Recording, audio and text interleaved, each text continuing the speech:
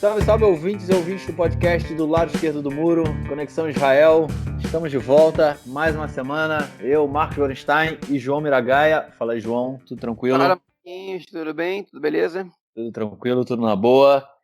Semana relativamente tranquila, né? E é até curioso falar que a gente estava conversando, né? Você falou, semana tranquila, porque no outro podcast, né, que eu faço dos Anais da Mediná, eu sempre vejo que os anos, eu vou falando de ano a ano, e falo, esse ano foi tranquilo, esse ano não foi tranquilo. Na verdade, nunca tem um ano tranquilo aqui em Israel. Então, falar que uma semana é tranquila é engraçado. Mas foi uma semana relativamente tranquila. Tivemos aí algumas notícias interessantes no que diz respeito vamos dizer que é o mesmo tema, né, da anexação que está prevista aí para começar, ou para o dia 1º de julho, a gente fala disso mais para frente, que é a questão, enfim, da política interna aqui de Israel, e a gente vai falar disso. Então, vamos lá, vamos entrar logo no nosso primeiro bloco, onde a gente vai falar da política interna aqui em Israel, no que aconteceu essa semana.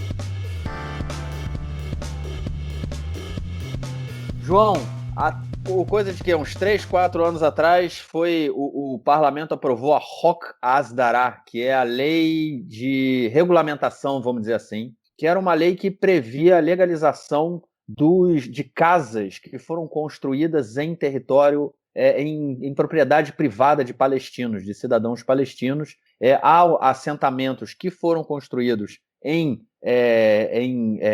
terrenos, né, em propriedades de palestinos, e há assentamentos em que parte deles, somente algumas casas, foram construídas em propriedades de palestinos, e essa lei que foi aprovada aí há alguns anos atrás, ela previa legalizar retroativamente essas casas, né? Porque no caso, eram construções ilegais, que elas não poderiam ter sido feitas, e a lei as tornariam legais. De acordo com a lei também estava prevista a indenização para os palestinos, mas houve uma série de apelações ao Supremo Tribunal de Justiça, tanto de palestinos, de organizações de direitos humanos israelenses e de partidos políticos aqui em Israel, e agora, depois de alguns anos, essa semana, por 8-1, o Supremo Tribunal de Justiça israelense resolveu cancelar a lei, dizer que a lei ela entra em choque com outras legislações, inclusive com a legislação internacional, e agora há mais de 2.000 casas em assentamentos nos territórios palestinos, em diversos assentamentos, que elas podem ser esvaziadas e, quem sabe, destruídas, né? Porque, afinal de contas, elas estão construídas em propriedade privada. Será que muda alguma coisa? O que essa lei vai mudar na política israelense? Não, a lei não vai mudar nada, até porque ela foi declarada inconstitucional e ela não vai, não vai acontecer, né? A pergunta é de que maneira esse cancelamento Isso, dessa lei, né? exato. De que maneira esse cancelamento ele pode influenciar alguma coisa. Olha, eu vou te dizer a verdade, eu acho que eles já estavam esperando por essa atitude da Suprema Corte.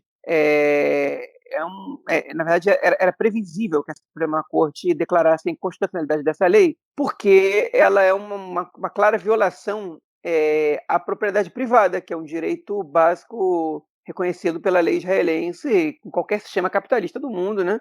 A propriedade privada é um direito, e se o cidadão palestino tem direito a uma terra, é dele, ele consegue comprovar que essa terra pertence a ele, né? Obviamente que um terceiro não pode simplesmente chegar lá e construir lá uma casa.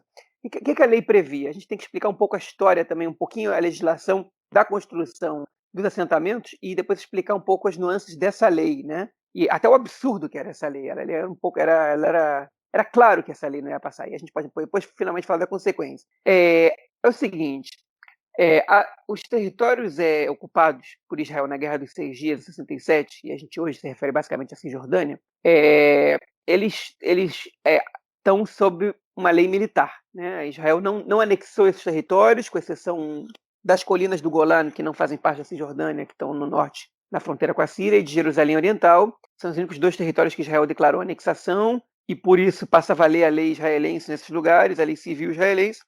Nos territórios ocupados, em todo o resto dos territórios ocupados, o que vale é a lei militar israelense, né? Então, A gente fala que isso é ocupação, Israel ocupa, e tem um pessoal de discurso mais de direita que diz não pode chamar isso de ocupação, o mais correto seria territórios em disputa. Não, não é território em disputa, porque Israel não anexa porque não quer. Né? A gente inclusive está debatendo isso, e dentro de algumas semanas Israel pode declarar a anexação de alguns territórios da Cisjordânia. É um território, legalmente falando, um território ocupado, ocupado militarmente, por isso que vale lá é a lei militar. Né?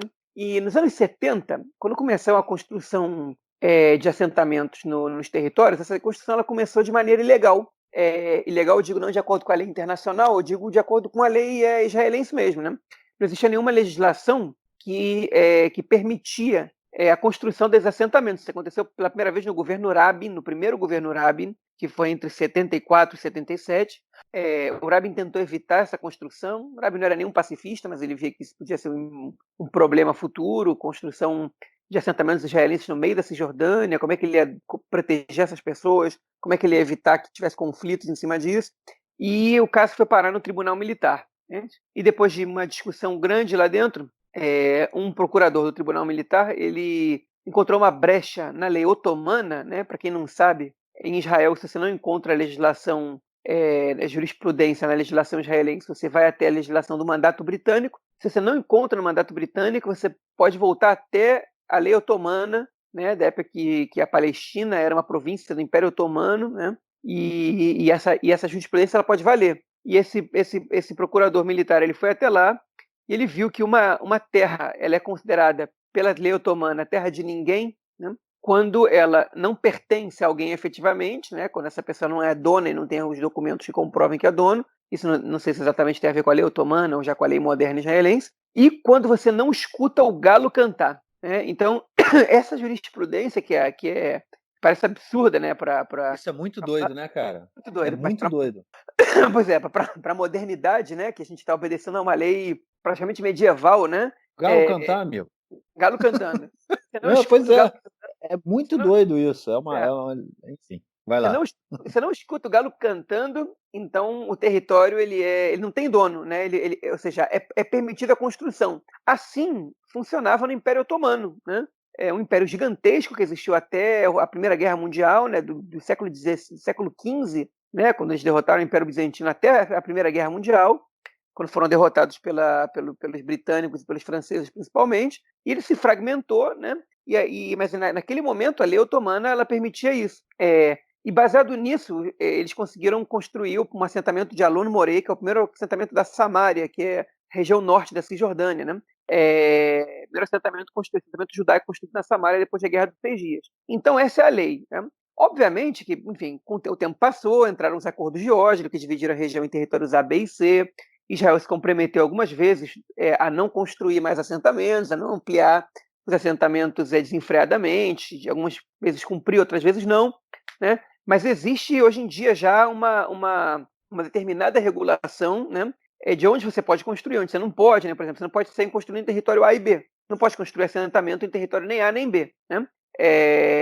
Enfim, e parte dos territórios C, onde você não tem assentamentos, né? O que acontece basicamente é porque o Estado ele não deu essa liberação para essa construção. O Estado de Israel ele libera a construção de novos assentamentos de acordo com os interesses do governo. Né? Então, o governo acha que é importante construir um assentamento ali, seja para agradar a base de eleitores, seja por um argumento de segurança nacional. Né? Tem uma corrente dentro da direita israelense que considera que se você tem uma população civil que não é hostil, você tem menos chance de que as bases militares sejam atacadas, né? Então você dá um suporte a essas bases, né? Em contrapartida tem grupos mais da esquerda que dizem que se você coloca uma população judaica na Cisjordânia, você aumenta o número de ataques em relação a essa própria população, né? Mas enfim, essa discussão a gente deixa de lado, mas o Estado decide onde vai construir. E obviamente Israel obedece, né? Em Oslo isso foi muito, muito deixado claro, embora antes também já fosse assim, que propriedade privada é propriedade privada. Ou seja, você não constrói no território do outro. O que essa lei Asdará está propondo? Tá? A gente fala desses assentamentos construídos por uma autorização do governo, mas o que acontece muitas vezes é que um grupo de radicais pega alguns containers, chega no meio do nada e inaugura um novo assentamento. Isso acontece muito, e aí o caso vai parar na justiça, pode demorar alguns anos até a Suprema Corte tomar uma decisão, e a Suprema Corte pode tomar a decisão de tirar essas pessoas de lá, que é sempre muito chata a situação para o Exército, que é xingado, que é cuspido, que às vezes recebe violência física, tem que tirar os caras à força. É ruim para a Suprema Corte, que tem que depois também é criticada e leva porrada de parte da parcela mais radical da direita israelense. É ruim para muita gente, interessa a alguns setores, obviamente, essa bagunça, mas é uma situação desagradável, né? Porque a Suprema Corte, ela sempre, 100% das vezes, ela dá ganho de causa a quem é o dono do território, né? Se o território tem dono, então ela dá ganho de causa. Se o território não tem dono, né?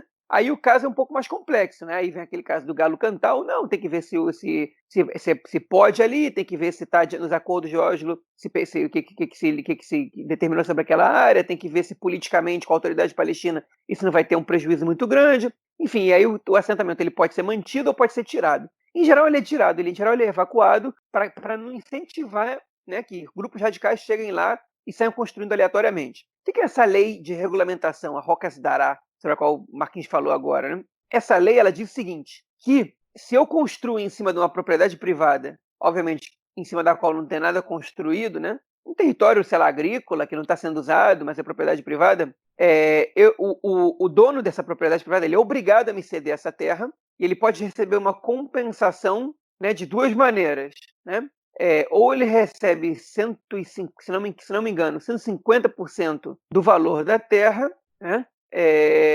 Ou 125% ou 150%, é uma coisa assim, ou ele pode negociar a venda por outro valor, né? Agora, ele já perdeu a terra, né? Ou seja, alguém ocupou a terra dele, né? E pronto, ele já perdeu a terra. Ele agora pode negociar só uma compensação. Só que ninguém perguntou para ele se a propriedade estava à venda. Se ela tivesse à venda, as pessoas saberiam e comprariam por um preço mais justo também do que 125%. Claramente o proprietário não quer vender. Então, essa é uma lei que ela previa, né, a usurpação de terras, né? Em compensação, blá blá blá, aquele discurso.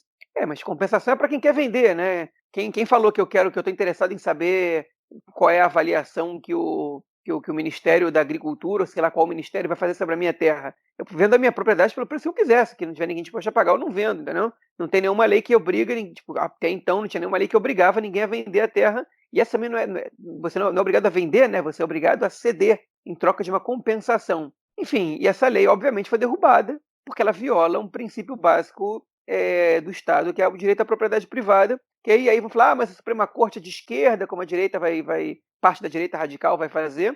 A Suprema Corte está defendendo o direito à propriedade privada. Tem coisa mais liberal que isso? Tem coisa mais capitalista que isso, né? Não tem. Ela está defendendo o direito à propriedade privada, que é regra, lei de todos os estados capitalistas do mundo. Então a gente vê que também o liberalismo, né, o Estado de Direito e as regras do jogo capitalista, eles interessam a determinados grupos da direita só quando são convenientes, né? Quando não são convenientes, eles passam por cima também da regra capitalista e vão para cima, que é como fizeram com essa lei. Então, mas a lei ela foi cancelada. E qual é a consequência que pode ter? A consequência, para mim, é básica. É mais motivo para incitar contra a Suprema Corte, né? O Netanyahu vai ficar quieto, obviamente, vai dizer que é uma pena, talvez, ou não vai falar nada.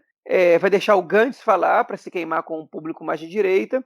E é mais uma razão para atacar a Suprema Corte, né? Como acontece normalmente quando a Suprema Corte intervém em casos de construções ilegais dentro da Cisjordânia. E quando eu digo ilegal, eu friso novamente, a gente está falando de acordo com a lei israelense, não da lei internacional, né? Porque a lei internacional considera todas as construções ilegais, né, na Cisjordânia. A lei israelense ela regulariza algumas dessas construções, né?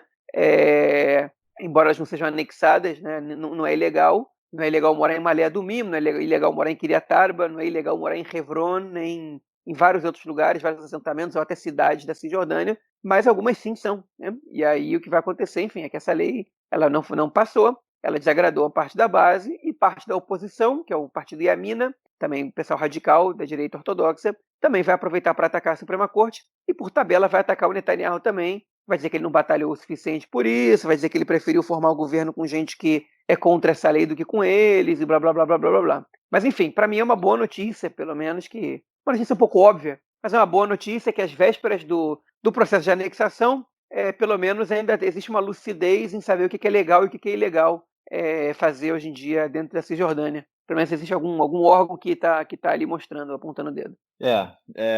Nesse aspecto é positivo, né? Se bem que há tanta coisa errada acontecendo na Cisjordânia e o Supremo não se intromete, mas enfim. Mas para mim o mais interessante nisso tudo é o timing, né? O tempo em que essa lei foi cancelada pelo Supremo, porque aí a gente já começa a entrar também no outro tema, né? Numa outra notícia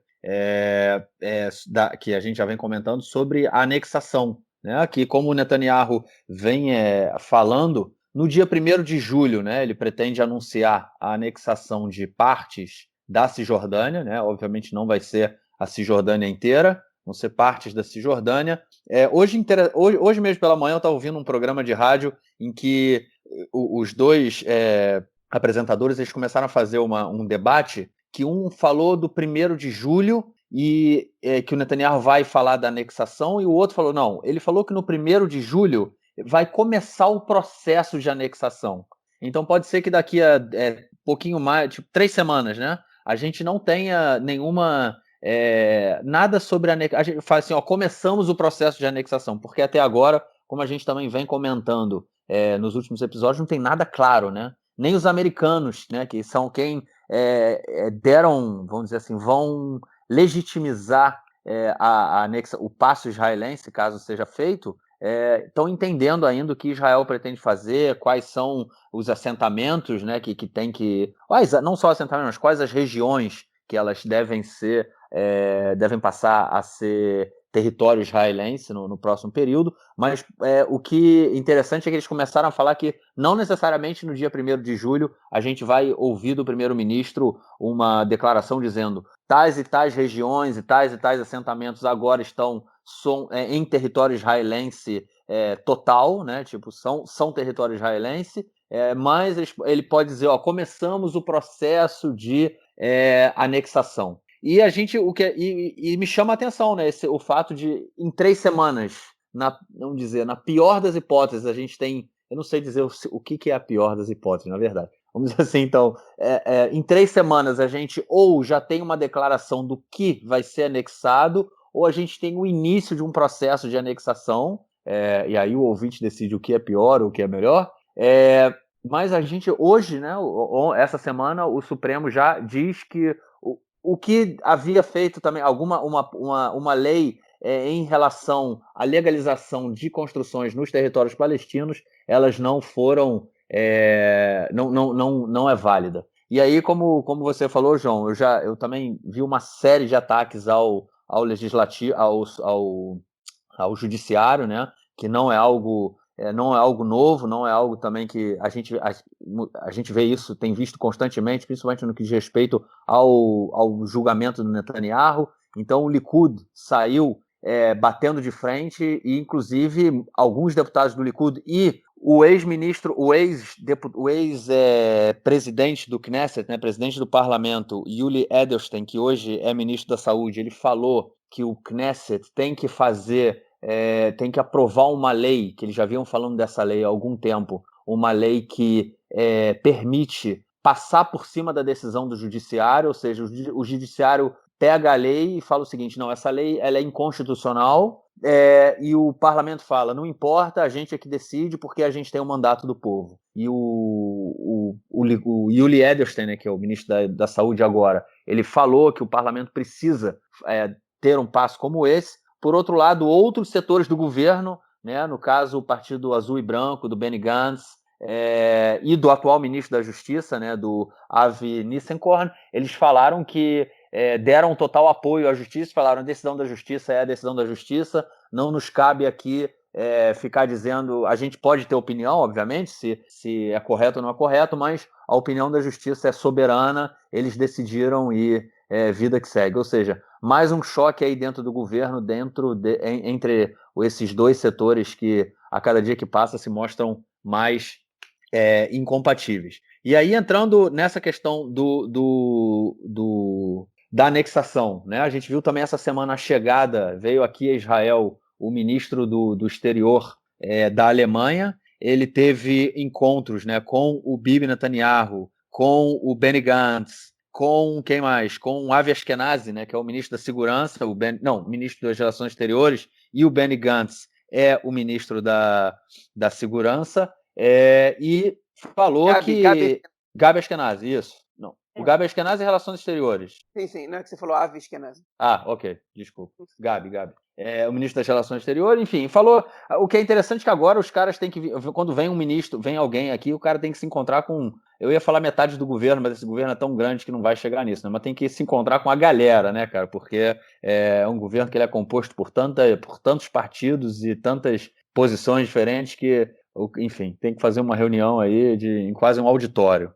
Mas o nome do primeiro do ministro das Relações Exteriores é alemão, o nome dele é Heiko Maas, e ele também fez depois conferências por vídeo, né, com o Mahmoud Abbas e com o rei da Jordânia. E ele falou que, inclusive a Alemanha, né, a partir do dia 1º de julho, né, o dia aí da anexação, a Alemanha passa a presidir a União Europeia, né, o Conselho da União Europeia, e ele falou que há pressão muito grande dentro de diversos países na União Europeia para que sanções sejam aplicadas a Israel caso a anexação seja feita. Qualquer política de anexação, o ministro das Relações Exteriores aí, alemão, falou que ele particularmente não é a favor de sanções, porém há pressão muito grande de outros partidos da União Europeia para que isso aconteça. E a gente vê muita coisa caminhando nesse sentido, né? Porque as críticas a Israel a qualquer movimento de anexação vem crescendo. Há quem diga que nos territórios ocupados, caso a anexação seja declarada, a gente vai ter uma nova intifada, né? Uma nova onda de violência. A autoridade palestina já cortou relações, né, de informação, né, com Israel, coisas que aconteciam constantemente, diariamente, não só em relação à informação de segurança, mas também cidadãos palestinos que vinham ser tratados em Israel, em hospitais israelenses, com doenças específicas, eles também não estão mais entrando. Enfim, tem muita gente muito cidadão palestino indo contra a posição da autoridade palestina por conta disso. Essa semana teve no canal 13, eu não sei se você conseguiu ver, uma matéria de um jornalista que está sempre nos territórios, Tzvi Ezequiel, se eu não conheço, se eu não me engano. Ele foi com uma câmera escondida, conversando com palestinos, o que eles achavam. Muitos deles falaram que gostariam de receber a carteira de identidade israelense, que eles veem com bons olhos a anexação, porém o Bibi já deixou claro, né, que a anexação é anexação de territórios e não anexação de pessoas, no caso, né? Tipo, os cidadãos palestinos que vivem nos territórios que seriam anexados, eles não receberiam a legislação, a carteira de identidade israelense, eles não se tornariam cidadãos israelenses, seriam ainda palestinos, porém vivendo em território israelense. O que aí a gente entra em problemas aí muito maiores. Mas como é que você está vendo aí, João, essa movimentação internacional em relação à política israelense de anexação? É esperado, né? A União Europeia está ameaçando há muito tempo essas sanções. A Alemanha, em geral, vota com Israel. Bom, a Angela Merkel é primeira-ministra há muito tempo, né? Mal me lembro quem estava antes dela e como é que se votava em relação a Israel. Mas a Alemanha, durante o tempo quase inteiro... Schroeder, não era Schroeder? Schroeder, exatamente. Mas a Alemanha sempre tem um histórico de votar de votar a favor de Israel. Talvez o complexo de culpa pela Shoah, talvez uma identidade que o povo alemão tenha criado com Israel, que também deve ter relação com o Holocausto, enfim. Então, não me surpreendeu também que ele diga que a Alemanha não vai votar a favor, né? Mas, enfim, não surpreende a situação, não me causa nenhuma estranheza. Se vai acontecer mesmo, eu não sei, mas primeiro a gente tem que ver se vai acontecer qualquer anexação, né? Se não tiver, eu acho que não dá para calcular as reações sobre a anexação sem ter que ter anexação. E quando o Netanyahu nem fala sobre o que ele vai anexar exatamente, é muito difícil entender qual vai ser o tamanho do problema que vai ser criado para que você possa entender o tamanho da reação, né? Mas tem algumas coisas curiosas aí no meio desse processo, tanto em relação a reações internacionais como reações nacionais também, né? Meu estudo, só uma curiosidade que eu acho interessante, O chanceler alemão, na Alemanha é o único lugar que não se chama chanceler, né? O ministro das Relações Exteriores. O ministro das Relações Exteriores alemão, ele queria se reunir com a autoridade palestina, né? E Israel disse para ele o seguinte: você vai, mas se você voltar, você vai ficar 2 semanas de quarentena. Que é a lei israelense na verdade, é a norma israelense agora para qualquer pessoa que vem do exterior, né? Isso é tudo muito curioso, né? Porque isso entra na discussão sobre a anexação. O Netanyahu está reconhecendo que aquela parte toda ali da Cisjordânia não é Israel, né? Então precisa ser anexado. Enquanto não for anexado, não é Israel. Então, todo esse discurso que é um território em disputa, ou que não tem Estado palestino, efetivamente, meu amigo, a gente sabe que tem toda a estrutura de um Estado ali, ele só não tem todos os direitos, mas o Estado está ali, né? Então é curioso isso, né? Que a lei que se aplica aos territórios é a mesma que se aplica a qualquer outro país, né?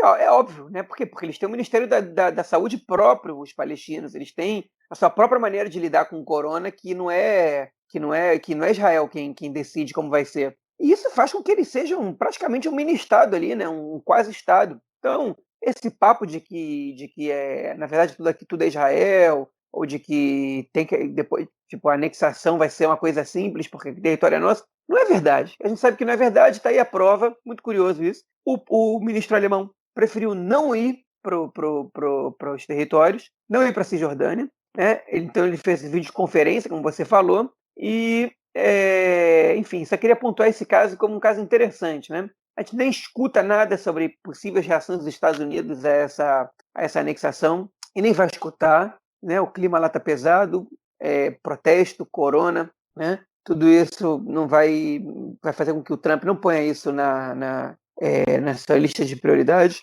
Enfim, mas enfim, a gente sabe também que a gente vai ter reações de outros países do resto do mundo também, não só da União Europeia, né? Então, tem que esperar para ver também, para ver o que vai acontecer exatamente. A ameaça está no ar. Internamente, a gente teve uma manifestação aqui no sábado, né, que os manifestantes prometeram que iam chegar a 2.000 pessoas, mas foram 6.000 pessoas. Foi difícil manter a distância, né, de 1,5 metro de pessoa para pessoa. Então, essa manifestação foi aberta em 2 frentes depois. Muita gente falou de movimentos pacifistas, de partidos políticos, né? Cantores e tudo mais. Muita gente condenou a anexação. Bandeiras de Israel junto de bandeiras da Palestina, né? Um grande número de árabes israelenses se deslocaram até Tel Aviv para participar da manifestação, que é uma coisa que a gente não está acostumado a ver. Os árabes israelenses eles não fazem manifestações em conjunto com os judeus, principalmente quando a temática é o conflito e um tema tão sensível como a anexação, né? Então, essas bandeiras da Palestina incomodaram muitas pessoas da direita, obviamente, principalmente, né? Que reclamaram, né? Enfim, é um direito levantar essa bandeira, a bandeira particularmente não me ofende, é uma bandeira de uma nação que não tem Estado, mas de uma nação como várias outras. Não é bandeira nazista, né? A bandeira palestina não é nada que prega o meu extermínio, assim como eu acho que a bandeira de Israel não prega o extermínio dos palestinos. E, enfim, eles vivem num lugar onde a gente pode levantar a bandeira de Israel, Mas nenhum problema com que eles só uma possam levantar coisa, a bandeira deles. Sim. só um comentário em cima dessas questões aí das bandeiras. A gente estava conversando antes, fazer só um parênteses. Houve algumas pessoas vamos dizer, da esquerda sionista, né, que se colocaram contra, atacaram, né, o fato de ter bandeira palestina na manifestação. Porém, o que me chamou também muita atenção e que não é uma coisa comum nas manifestações da esquerda sionista são bandeiras de Israel. Tinha muita bandeira de Israel junto com as bandeiras palestinas. Isso é uma coisa que me chamou a atenção, que não é comum de se ver, principalmente aqui em Israel, quando há manifestações da esquerda, né, e aí nem sempre da esquerda sionista, mas da esquerda judaica, nos territórios ocupados. Eu, particularmente, só vi uma vez bandeiras de Israel, e houve, inclusive, não foi, em princípio, discussão de confusão, mas foi uma discussão interessante, que veio uma ativista, que ela é uma ativista estrangeira, ela não era uma palestina, ela veio pedir para o cara que estava com a bandeira de Israel abaixar a bandeira, e ele falou que não. Ela falou assim, mas aqui mas essa bandeira fere os palestinos. Aí o cara falou assim, mas essa é a minha bandeira, se você não me quer aqui, então se você não me quer aqui, a gente tem um problema sério. Aí ela foi para trás, ela não sabia o que responder, ele levantou a bandeira e ficaram as duas bandeiras ali juntas também. Porém, ver bandeira de Israel em manifestações da esquerda sionista quando a questão é o conflito também não é muito comum, porém houve também nessa manifestação. É só o parênteses aí que eu queria colocar em relação às bandeiras. Segue, As segue. bandeiras, na verdade, as bandeiras de Israel, até as comuns, elas, você não vê tanto quanto a manifestação da direita, né? Mas sempre tem uma ou outra ali, né? Sempre tem um pessoal que leva. Numa dessas, que é parceria árabe-judaica, é muito mais difícil de ver realmente. Foi uma manifestação diferente, na verdade, que em meio à corona foi a maior manifestação feita em Israel desde a crise da corona, enfim, e mostra alguma coisa, né? Ainda que boa parte da população israelense esteja apoiando a anexação. Enfim, outro ponto que eu chamo a atenção é que o Netanyahu está preocupado com a reação dos colonos, né? Ele foi se reunir com os colonos, né, nessa semana, porque ele queria dar explicações, depois que a gente teve o problema com o Eliane, que é o presidente do Conselho de Judéia e Samária, né? Que a gente comentou no podcast passado, que falou que o Trump não era amigo de Israel e tudo mais. Foi criticado pela maioria dos colonos, pela maioria dos representantes dos partidos de direita, mas o Netanyahu, depois dessa, fez uma reunião com os colonos, porque ele prometeu, ele disse, olha, a anexação de agora não tem relação direta com o Estado palestino, e o congelamento de assentamentos é uma coisa que não vai acontecer. Ele falou. Então, ele falou, é verdade que no plano do Trump tem um Estado palestino, mas a anexação de agora não está criando Estado palestino nenhum. Então, assim, ele prometeu para eles que ia continuar construindo o assentamento, que ia permitir o prosseguimento das construções, e também garantiu, né, num fórum fechado, que não tem nada a ver com o plano de paz do Trump, desautorizando até o próprio governo norte-americano. Isso mostra quanto ele está preocupado com as reações que podem vir desse lugar, né, como a gente comentou na semana passada, que também são esperadas. Né? O Ihud Leumi, que é um dos partidos que compõem o Yamina, já lançou campanha contra a anexação, não exatamente contra a anexação. Eles estão dizendo o seguinte, a gente quer ver o plano de anexação bem. Se tiver Estado palestino no meio, a gente vai estar contra. Se não tiver, a gente vai ficar a favor e vai apoiar mesmo da oposição. Né? Então eles estão comprando a briga, né? Eles estão querendo se posicionar à direita do Netanyahu para comprar a briga. O negócio na verdade, está só começando, né? Mas talvez não passe desse só começando. Então, está tendo muita repercussão, né, esse caso da anexação, que estaria sendo muito maior se não fosse a situação da corona. Por outro lado, se não tivesse a situação da corona, a gente não sabe se essa situação da anexação está acontecendo agora também. A impressão que eu tenho em relação a questão da direita, né, da ultradireita, que está fora do governo, né, do Ihud Leumi, como você falou, quer dizer, tem parte dele que está dentro do governo, que eles também se desmembraram. Eu acho que eles estão numa situação muito complicada, né? Porque se o Netanyahu fizer qualquer acordo com o Trump e tiver anexação de parte dos territórios palestinos, né? Ele ganha muito, né? É um capital político para o Netanyahu muito grande. Até porque ele pode empurrar com a barriga e eu acho que o governo Trump não vai ter problema nenhum com isso. Por anos essa questão aí da criação do Estado palestino, né? Não necessariamente, até porque os palestinos vão ser contra a anexação, né? Eles estão se colocando contra o acordo que o Trump propôs. Então, o que pode acontecer é que o Netanyahu anuncie a anexação e toda essa questão do Estado palestino ela vai se perder com o tempo. Da criação do Estado palestino, né, dentro dessa proposta do Trump, ela vai se perder com o tempo. Como você também acabou de colocar, a coisa nos Estados Unidos não está fácil, tem mais de 2 milhões de pessoas que testaram positivo para o corona, a gente tem todas as manifestações pelo assassinato do George Floyd nos Estados Unidos, né, do racismo e tudo mais, que se espalhou pelo mundo inteiro, e, enfim, pensar agora em anexação e ter que lidar também com a quantidade de críticas e pressões que virão, pode não ser o momento adequado para o Trump, se bem que a gente sabe que toda essa aproximação dele com Israel, né, tem muito a ver com o eleitorado evangélico e é fundamental para ele também, em função de todas essas crises que ele vem enfrentando domesticamente, manter esse eleitorado.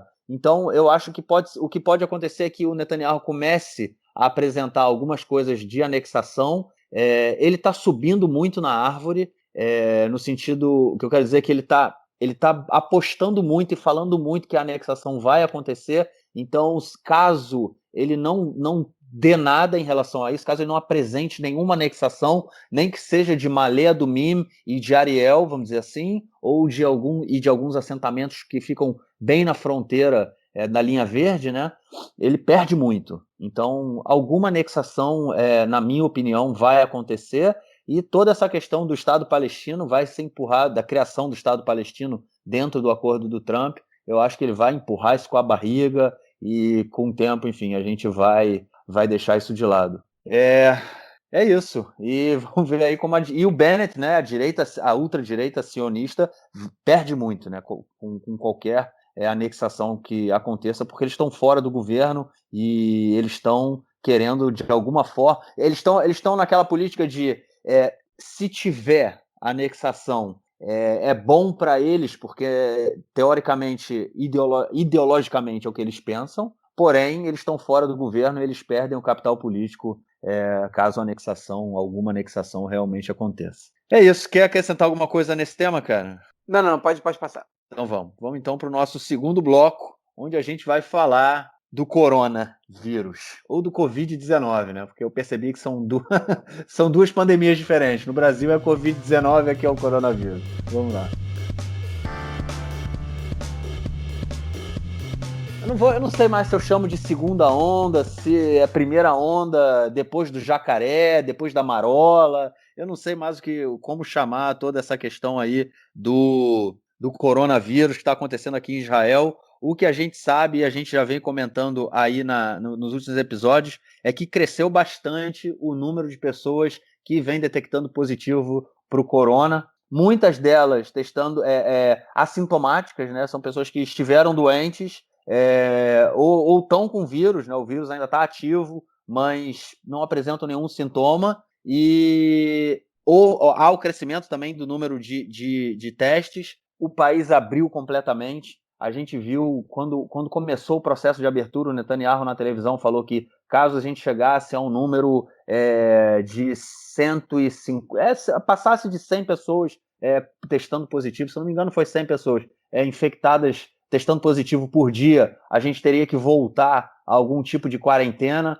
Porém, o próprio governo está dizendo que é impossível a gente fazer quarentena novamente. A expressão que eles usam é: a gente não pode voltar atrás, né? Tipo, a gente não pode voltar ao que a gente fez atrás, porque é fato que se novamente o comércio fechar, restaurantes fecharem, lojas fecharem, o país vai quebrar, né? Isso é claro para todo mundo. Porém, o número de infectados aí aumentou essa semana. Hoje a gente está gravando na quinta-feira, dia 11, né? 11h30 da manhã agora. Ou seja, fazendo aqui uma média, um número rapidamente do início de junho até agora, foram mais de 1.000 pessoas testando positivo para o corona, chegando aí talvez a 1.100, 1.200, eu não tenho aqui, eu estou com os números de dia a dia, não somei, eu estou vendo mais ou menos de acordo com a curva, mas a gente passa aí chega a cerca de 1.100 pessoas que testaram positivo desde o início de junho, o que é um número relativamente grande, né? Se a gente tiver em 10 dias, né? Se a gente tiver em consideração que o número total de doentes em Israel desde o início do corona, da crise, é de 17 mil. Então a gente tem aí realmente um número grande, principalmente também se a gente avaliar do que a gente tinha antes, né? Que a gente chegou aí dias que 8 pessoas eram os novos casos, né? 10 pessoas, 15 pessoas, eram números muito baixos, e agora a gente vê tudo crescendo. Há quem diga que é a segunda onda, há quem diga que é a continuação da primeira onda, e dá para sair disso ou a gente tem que esperar a vacina de qualquer jeito, cara? Não, vai ter que esperar a vacina.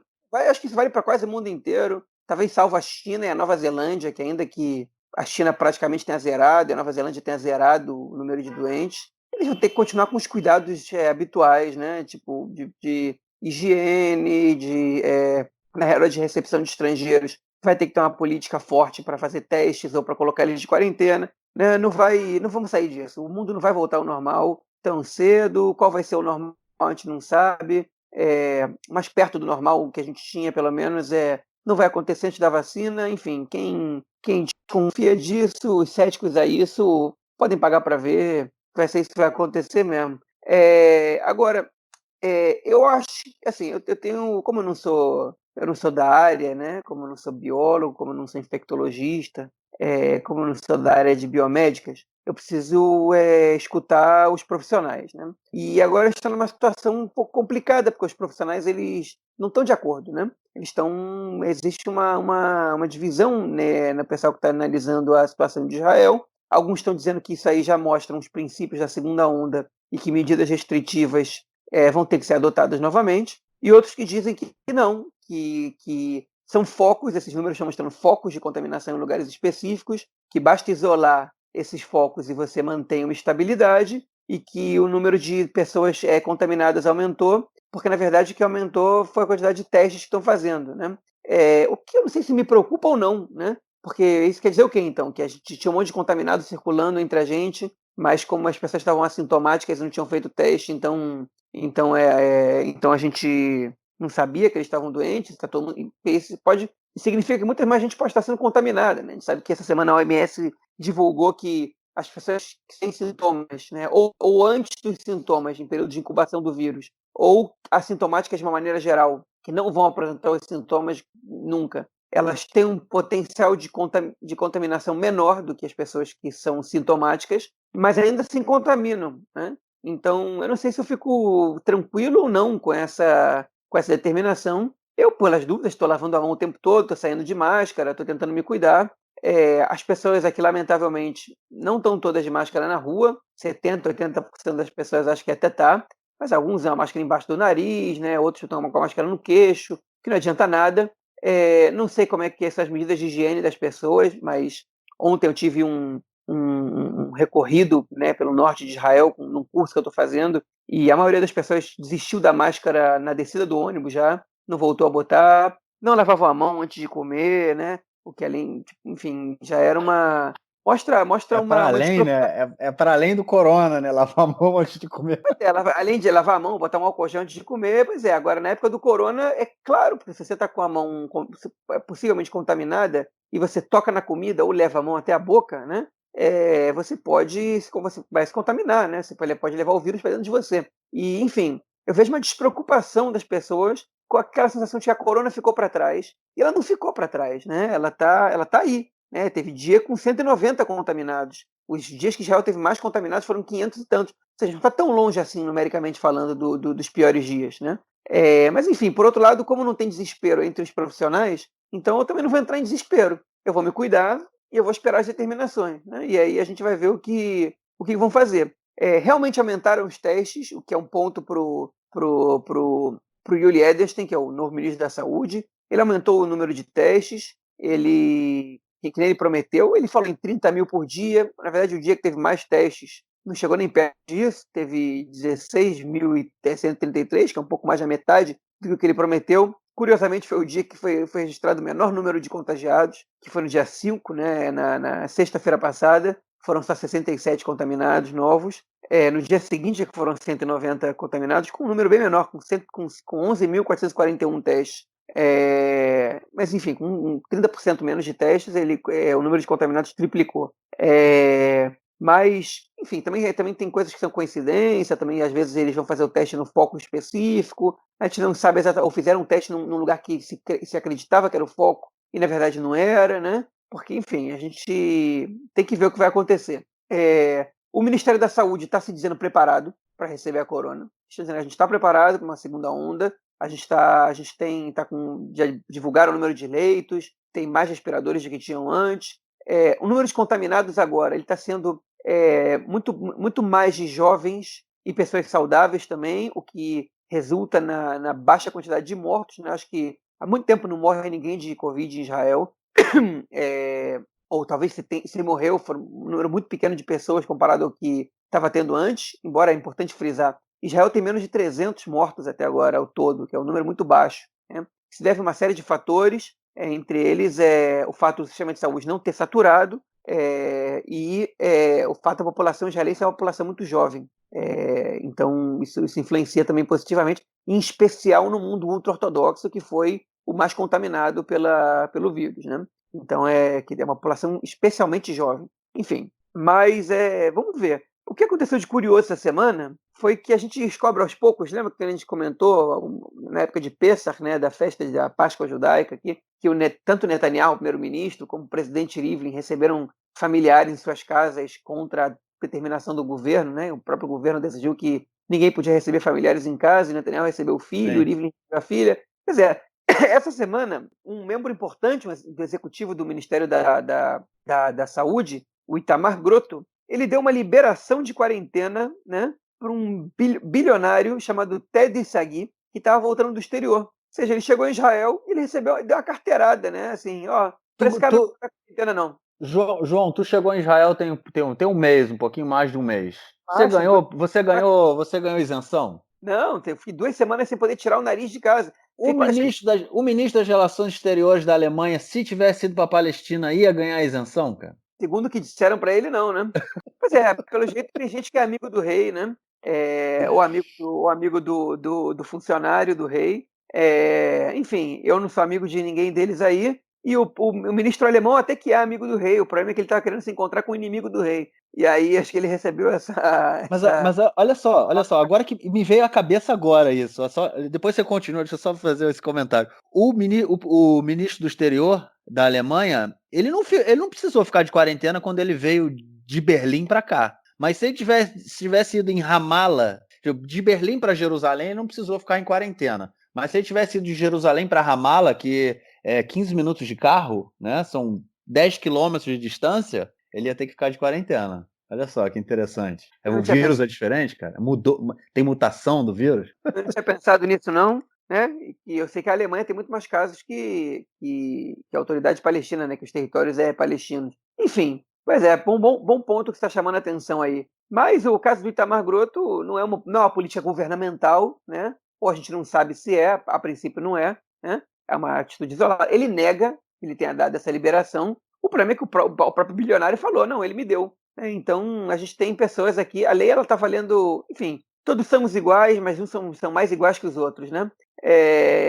Enfim, então tá aí o bilionário, ele consegue liberação, porque pelo jeito tem gente no Ministério da Saúde que acredita que, ou em outro ministério talvez, que acredita que a corona não contamina bilionário. Enfim, eu não sou nenhum bilionário, quem dera fosse. Pois é, fiquei isolado, fiquei 2 vezes, né? Depois de ficar por 2 dias enquanto tinha suspeita de corona, até que eu fiz o exame, só pude sair de casa para fazer o exame. Quando chegou o resultado negativo, aí eu pude sair de casa normalmente. Isso aí eu não reclamo não, porque o próprio Netanyahu também ficou, né? O Litzman na verdade teve corona, mas o Netanyahu também. As 2 vezes que ele teve suspeita de corona, ele também ficou de quarentena até que o resultado saísse negativo. E ele ficou de quarentena até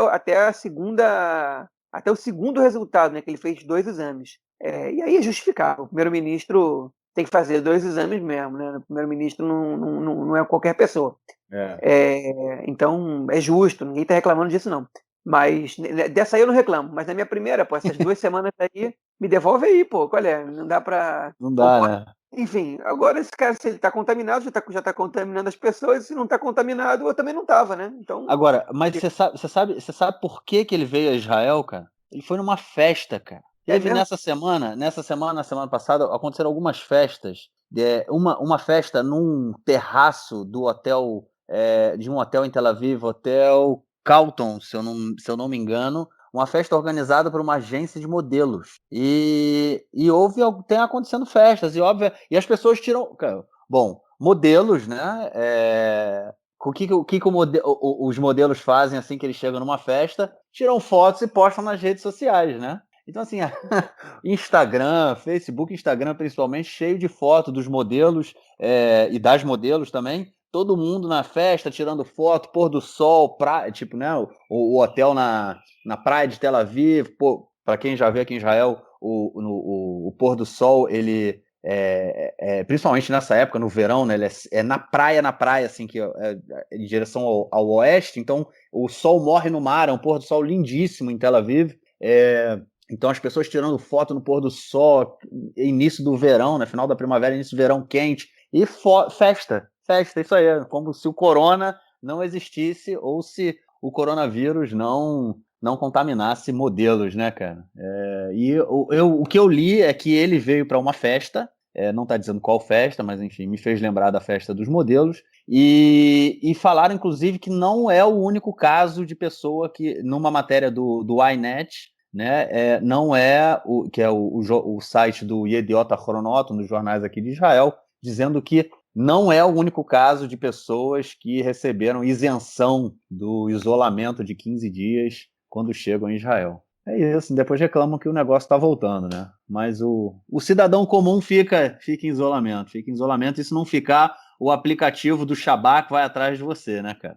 Não, essas festas, elas foram noticiadas, né? Teve o bar mitzvah do irmão da mulher de um cantor importante aqui, né, do Omer Ben Adam, né? Teve uma festa de modelo, 200 pessoas. Tá rolando coisa que tá descumprindo a regra aqui, mas a polícia tá indo em cima, tá fazendo o trabalho deles, né? Então, não é carteirada. O caso desse bilionário é que foi uma carteirada que o Ministério da Saúde deu, que causa revolta, né? Porque por que ele tem esse direito, né? E no caso do chanceler alemão, você até pode ser flexível a visitas de autoridades internacionais se o protocolo de teste deles for razoável, né? Se mostrem que ele fez um teste antes de vir e fez um teste depois de chegar, né? Esse tipo de coisa enfim, isso pode ser considerado razoável. O que não pode é a liberação de quarentena de pessoa com dinheiro. Isso é contra a lei, né? É tradicional aqui em Israel aquilo que as pessoas chamam de protectia, né, cara? Ou proteção, que é algo muito comum aqui em Israel. Muito, muito, muito comum. É isso, vida que segue. Bom, algo a acrescentar ou vamos para o comentário do Nelsinho Burd? Pode ir, vamos lá. Você tem algum comentário para o Nelsinho antes da gente entrar no dele? Cara? Não. Vou só mandar um abraço aí. Um abração aí, Nelson. Tudo de bom para você? Comi um sabir hoje, comida que o Nelson gosta muito, que é um sanduíche de berinjela com ovo, com um monte de coisa, na verdade. Uma comida tipicamente israelense, inventada lá nos anos 40, 50. Nelson gosta muito. Na semana que vem ele vai dizer aonde ele gosta de comer isso aí. É isso. Beleza, vamos então ouvir o comentário do Nelsinho Burri. Meu caro Gorenstein, amigos do Conexão Israel, do lado esquerdo do muro, mandar um abraço ao João, que fez o pedido dele, a encomenda dele de brigadeiros com a Mônica Hauser, que atende a região de Tel Aviv, a região central do país. O João recebeu várias indicações por rede social, mas acabou escolhendo a Mônica Hauser e recebeu, segundo informações, brigadeiro tradicional, o brigadeiro bem casado, branco e preto, e o brigadeiro de paçoca, o João que dividiu com a sua família essa encomenda de brigadeiros. O João citou também da minha preferência clubística, ou das minhas preferências, o Hapoel aqui em Tel Aviv, aqui em Israel, né, que ele falou que eu torço pro Hapoel em todas as cidades, e é verdade, mas o primeiro Hapoel que eu torci foi o Hapoel Beersheva, porque minha primeira passagem aqui em Israel em 98 eu fiquei do lado da cidade de Beersheva. Hoje eu torço para todos os times que são Hapoel no país. E no basquete meu primeiro Hapoel foi o Hapoel Jerusalém e hoje eu torço para todos no país. Ele citou também o Figueirense, o Figueira, que é de Florianópolis, onde eu morei 6 anos na minha infância e é uma das opções clubísticas que eu tenho no meu coração.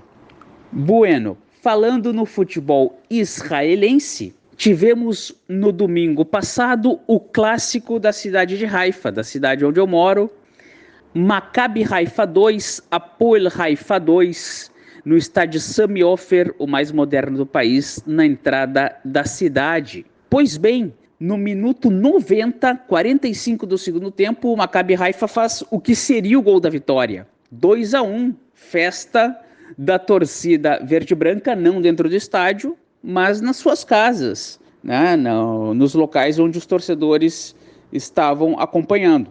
Lembrando que por causa do coronavírus, os jogos são sem a presença de torcedores. E nos descontos, pênalti marcado pro Hapoel Haifa, confusão, discussão. O pênalti foi batido no minuto 96, aos 51 do segundo tempo, 2-2, placar final. O Maccabi Tel Aviv segue caminhando a passos largos para o título, tem 100% de aproveitamento nessa fase final, e o segundo colocado, que cada vez vê a distância mais longa para o primeiro, que é o Maccabi Haifa, fez apenas 1,9, ou seja, nas próximas rodadas o Maccabi Tel Aviv fatalmente confirmará o bicampeonato.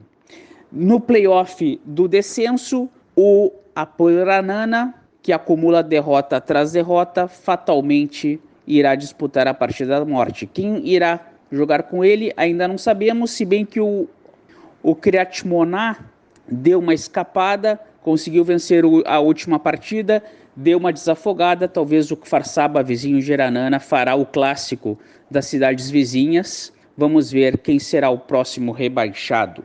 É isso aí, um grande abraço e até a próxima. Valeu, Nelsinho. Obrigado pelo seu comentário. Te esperamos na semana que vem com novas informações do esporte e do futebol israelense que está de volta na área. João, vamos ficando por aqui então? Vamos embora. Beleza, a gente fica por aqui e semana que vem a gente se encontra chegando mais perto aí da anexação ou da não anexação. A gente vai no dia 1º de julho, a gente informa. Valeu, cara. O 1º de abril. O 1º de abril, exatamente. Valeu, cara. Grande abraço. Abraço. Tchau, tchau.